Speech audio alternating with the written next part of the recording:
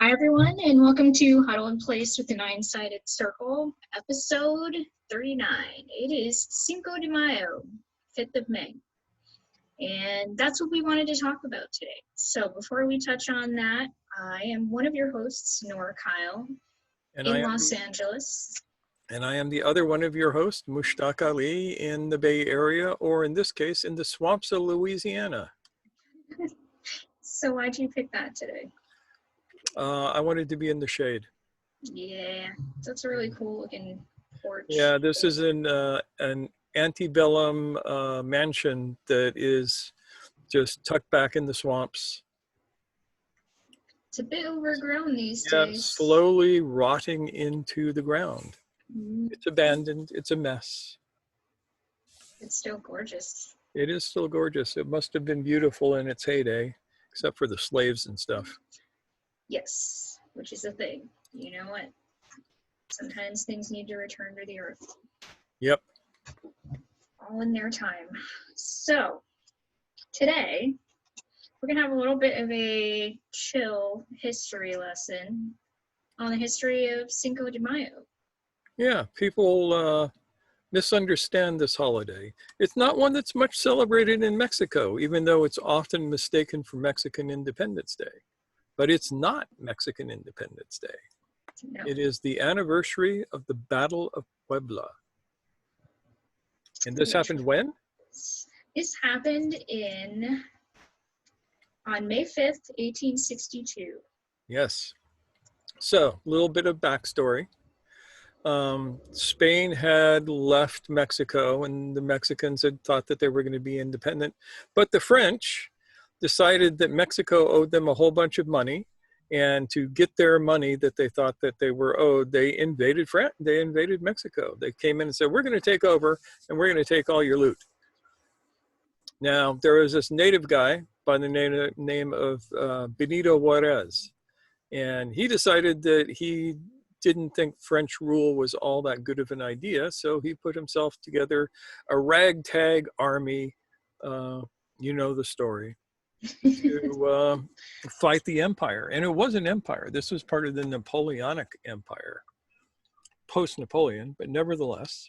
Yeah, and I guess Benito Juarez had served as the Mexican president.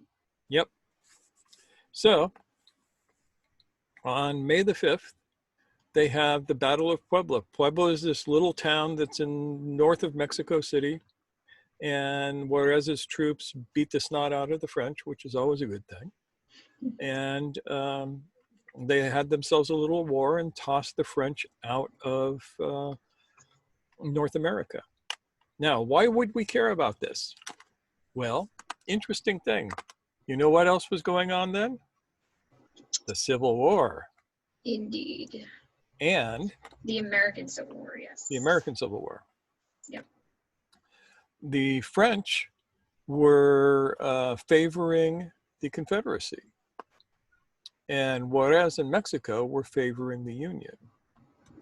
Because Juarez won this war, he cut off the supply lines that were coming up through Mexico from the French, and probably shortened the war by a considerable amount by squeezing off the Confederate supplies.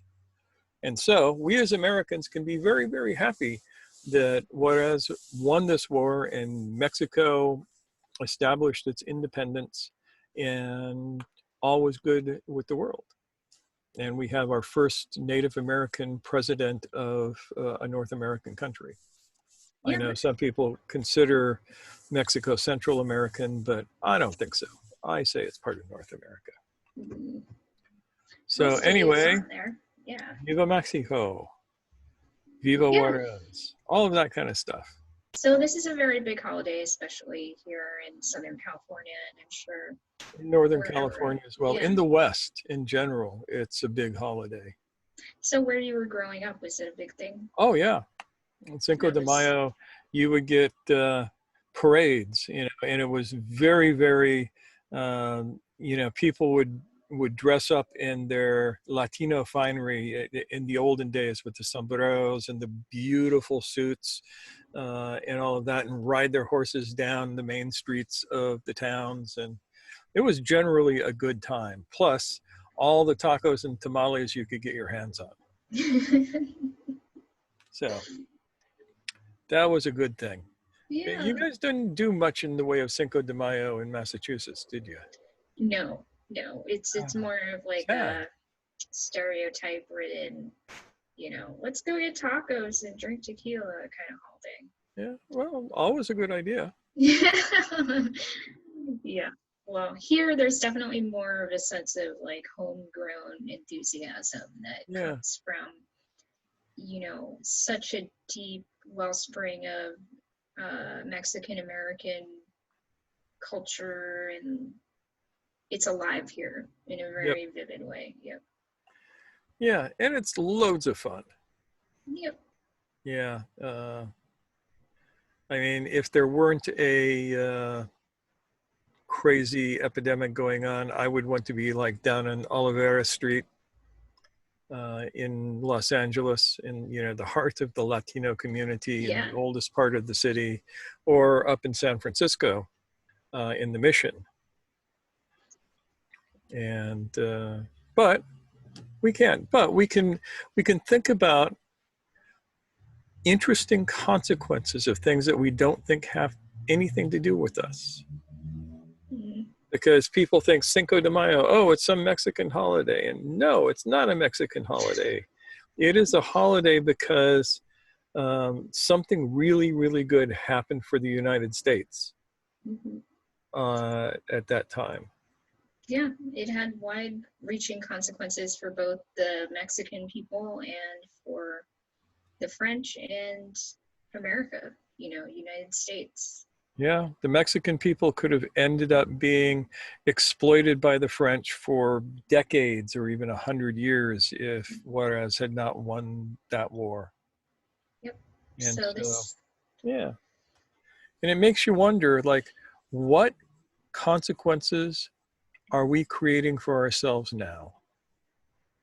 Yeah. Everything's got that ripple effect. Yep. So all you have to do is maybe not shelter in place, and the next thing you know, 4 weeks later, half your family is dead. That would be an unattended. Yeah. Or you decide not to go out to that bar tonight, and you live to a ripe old age. Who knows? Yeah. I mean, this is what we touched on yesterday, talking about contemplating consequences and choosing the consequences that get us to our long-term goals instead of our short-term ones. Yep.